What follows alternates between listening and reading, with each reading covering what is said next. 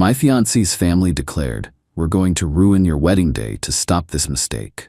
My wife and I just smiled. Try it. Then we secretly changed the venue and sent her family fake invitations to the original empty hall. On our wedding day, her brother was frantically calling my best man asking where everyone was. Original post: I, 32M, am about to marry Rachel, 30F.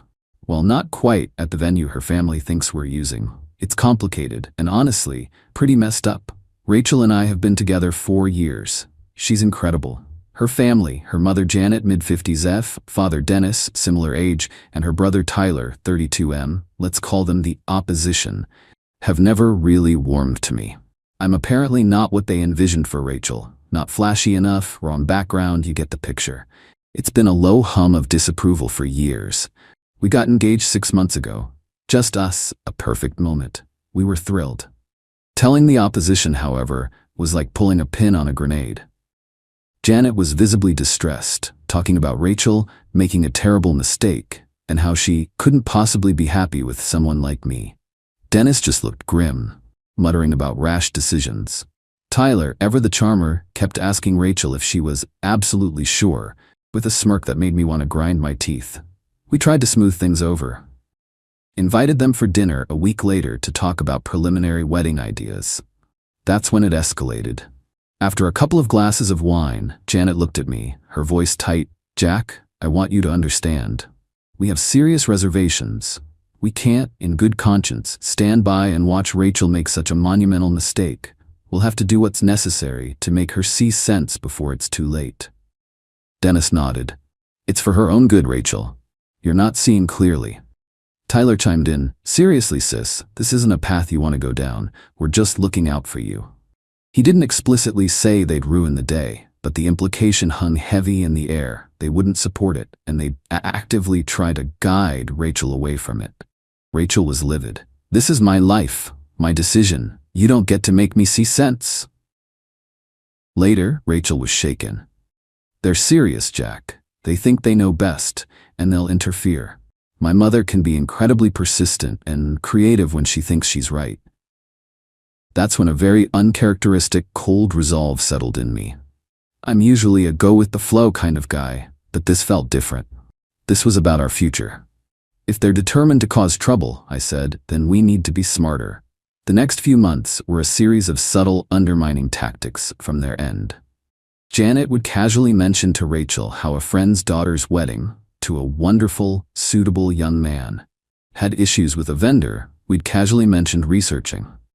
Tyler would forward Rachel texts, supposedly from his group chat with friends, that were clearly for our eyes, making light of our plans or boasting about how their family always gets what it wants. It was manipulative and designed to unsettle us. The real turning point came about 3 months ago. Janet, during a tearful phone call to Rachel, which Rachel put on speaker for me to hear, confessed she'd been talking to an old family friend whose son, Henry, a guy Rachel actively disliked in high school, was now doing so well and still single. The implication was clear. She was actively trying to find a replacement. That night, Rachel and I made a decision. "We have to protect our wedding day," she said, her voice firm despite the hurt. "I don't want to spend it looking over my shoulder." So the plan was hatched. We found a new venue, Willow Creek Manor, smaller, more intimate, and thankfully available on our date due to a cancellation. It meant losing the hefty deposit on the Grand Hall, our original, much larger venue, which stung financially. We had to rebook a new caterer and adjust our florist order. A frantic few weeks of calls and revised budgets. We cut back on some extras, like the elaborate floral arrangements we'd first dreamed of for the Grand Hall, to offset the lost deposit and new venue costs. We told no one but our most trusted friends and my immediate family about Willow Creek. The opposition, and a few of their known accomplices, like Rachel's Aunt Maria, who thrives on Janet's drama, received beautifully printed invitations for the Grand Hall, with the original date and time. We even kept the old, now mostly defunct, wedding website for the Grand Hall active with those details. We didn't make any further payments to the Grand Hall, so we knew it would just be an empty, unstaffed building on the day. but the fake invitations were our ace. Our actual guests got invitations to Willow Creek, with a heartfelt note explaining the situation and a plea for absolute discretion. The support was overwhelming, though a couple of Rachel's friends needed some convincing, and one, Heather, nearly let it slip to Tyler during a casual conversation. Luckily, Heather caught herself, but it gave us a scare. So, here we are. Our wedding day. Rachel is with her bridesmaids, looking surprisingly calm now that the day is here. I'm with my best man, Aaron. My phone is off. Rachel's is too. Aaron is our designated point person, armed with a burner phone we bought for this. The ceremony at Willow Creek Manor is in 3 hours. The Grand Hall, as far as we know, is just an empty building. The thought brings a grim sort of satisfaction, mixed with a healthy dose of anxiety that something could still go wrong. This isn't how I pictured my wedding day unfolding, but they backed us into a corner. We're just trying to have one day of peace. Updates if Aaron survives the incoming calls. Update 1, wedding day, T-1 hour to when the fake ceremony would have been. Aaron is a legend, but his nerves are showing a bit, which weirdly makes me feel better, like this whole thing is as nuts as it feels. He's been getting calls for the past hour from Tyler. First call, Aaron relayed the gist, trying to sound casual, but I could hear the strain. Tyler, Aaron? Hey man, we're at the Grand Hall. It's completely empty. No staff, no nothing. Are we massively early, or did you guys go for some ultra-minimalist vibe that involves no chairs? Attempting humor, but Aaron said he sounded tense. Empty? That's really strange, Tyler. Ceremony isn't for a bit, but yeah, you'd think there'd be setup. You definitely at the right Grand Hall? Good old Aaron, sticking to the script, though he admitted his voice cracked a little. Yeah, the Grand Hall, the one on the fancy invitation. There's literally no one. Mom's starting to get agitated. Huh. That's a new one on me. Jack's pretty on top of things. Let me see if I can get hold of him. Maybe there was a last-minute hiccup with the venue staff. Hang tight. Aaron muted the call, and we exchanged a wide-eyed look.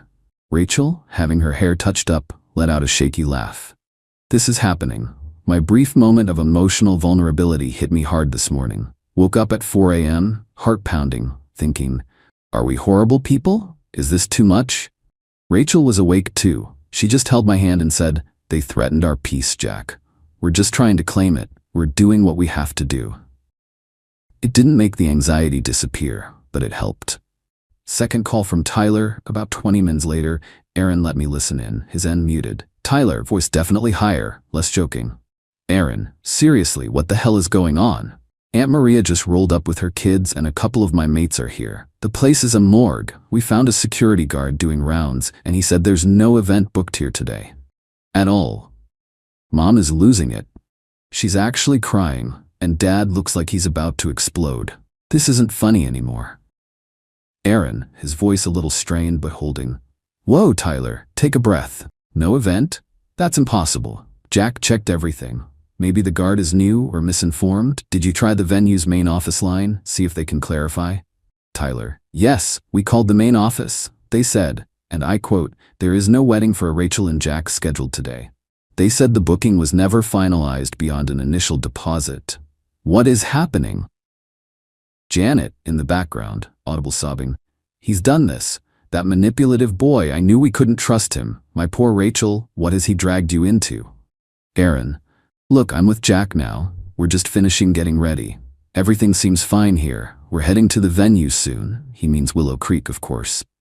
Tyler, which venue, Aaron? Which damn venue are you going to? Because it's obviously not this empty shell. The Grand Hall, man. That was the plan. Look, I gotta go. We're running late. Maybe there's just some colossal screw-up on their end. We'll see you there. Hangs up. The entitlement is still astounding. They were so sure of their power to disrupt, so convinced of their righteousness.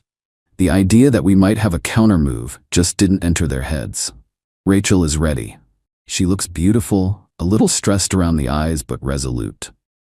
My heart aches with love for her, for what she's had to endure from her own family. We're about to leave for Willow Creek Manor. Our real friends and family are mostly there already. We sent a carefully worded group text about an hour and a half ago to the real guests. Gentle reminder, the celebration is at Willow Creek Manor. Please arrive by actual arrival window. Ignore any confusing chatter you might hear. See you soon. I feel for that lone security guard at the Grand Hall. He's in for a rough couple of hours.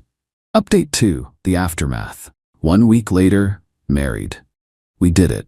The wedding at Willow Creek Manor was everything we wanted. Intimate, heartfelt, and most importantly, peaceful. The relief was immense. It cost us a chunk of our savings between the lost deposit for the Grand Hall and the last-minute booking at Willow Creek, but peace of mind has no price tag. The fallout from the opposition has been intense. Predictable, but intense. Aaron's burner phone apparently lit up for another hour on the wedding day. Tyler left increasingly unhinged voicemails. We listened to them together a few days later. Morbid curiosity. They ranged from furious accusations to confused pleading. Janet got on the phone at one point, demanding Aaron tell her where her vulnerable daughter was being held. Dennis left a stiff message about the profound disrespect and humiliation they'd suffered and warned that this wasn't over. Aunt Maria actually texted Aaron demanding to know if she should at least get lunch for her and her kids since they'd made the trip. Unbelievable. They eventually saw some early social media posts from our friends later that evening. We'd asked guests to delay posting for a few hours to give us a head start. The realization that we'd gotten married elsewhere without them must have been a shock. The day after the wedding, when we switched our main phones back on, the barrage began.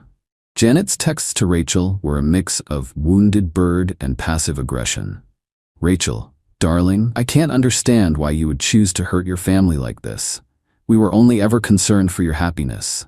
To be excluded so cruelly, I just pray you haven't made a decision you'll come to regret. Your father is devastated. Dennis sent me a curt email. Jack, your actions were deceitful and deeply disrespectful to our family. We expected a level of maturity that was clearly absent. You have created a rift that will not be easily mended. Tyler's texts to me were more direct, if juvenile. Seriously, dude, that was low. Real low. Mom's a mess. You think you're clever, but you just showed everyone you can't be trusted. Good luck with that. Rachel, my amazing wife, took a day to process, then sent a carefully worded group email to her parents and brother. Mom, Dad, Tyler, we are married. Our wedding day was personal and meaningful, shared with people who have consistently supported our relationship. Your stated intentions to intervene and your subsequent actions over the past months made it clear that our original plans were at risk. We chose to protect our wedding by changing our venue and limiting information to prevent further distress. This was not a decision made lightly. We will be taking some time and space for ourselves. We will reach out when we are ready. Please respect our privacy. Then she blocked their numbers and email addresses, at least for now. Aunt Maria got blocked too after sending Rachel a bill for her mileage and the cost of a new dress she'd bought for the wedding she wasn't allowed to attend. The dirty tricks weren't over. The opposition didn't take the silence well. The concerned called to Rachel's work. Janet called Rachel's boss, Diane. She apparently expressed grave concerns about Rachel's well-being, suggesting Rachel was under duress and had been isolated by me. She asked if Diane could check in on Rachel. Diane, who Rachel has a good rapport with, listened patiently. She then told Janet that Rachel seemed fine, had just gotten married, and that any personal family matters should be resolved privately. Diane then called Rachel, not to check on her in a worried way, but to give her a heads up, saying, "Your mother just called, sounded quite agitated, just wanted you to know." Rachel was mortified but handled it gracefully with her boss. The whispers. We've heard through the family grapevine, the few relatives Rachel is still in tentative contact with, that Janet and Tyler are portraying me as manipulative and claiming Rachel was tricked into a secret wedding that excluded her loving family. They're conveniently omitting their own parts in this drama. Some are buying it, others are skeptical. It's unpleasant, but out of our direct control. Our response: building our peace. We haven't engaged further. The financial hit from the dual venue situation means our honeymoon will be a local mini break rather than the overseas trip we'd initially hoped for next year. But it's a small price to pay. The money we'd budgeted for their presence at the Grand Hall, which mainly covered the lost deposit, is now just a line item in our cost of peace budget. The real consequence for them isn't just missing a wedding ceremony. It's the dawning realization, however slow, that their tactics no longer work. Rachel has drawn a boundary. It's wobbly and painful for her at times. It's still her family, but she's holding it. Some might say we were too extreme. But they were extreme first. They threatened our wedding, a day that's supposed to be about joy and commitment, and turned it into a battleground.